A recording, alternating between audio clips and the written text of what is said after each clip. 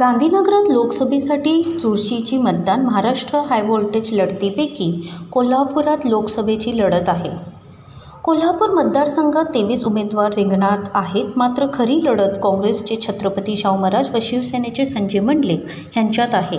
या दोघे उमेदवारांमध्ये अत्यंत चुरशीची लढत होत आहे.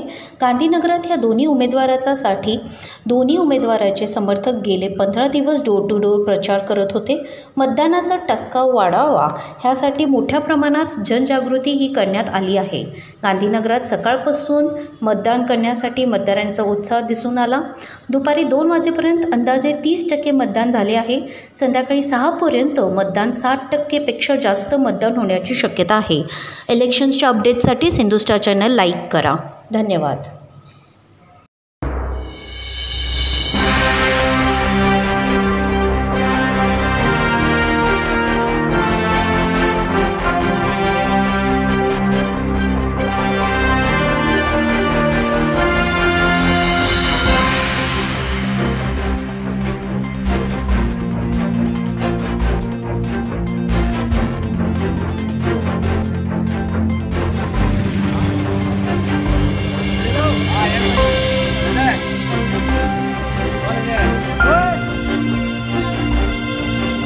लगे सगळे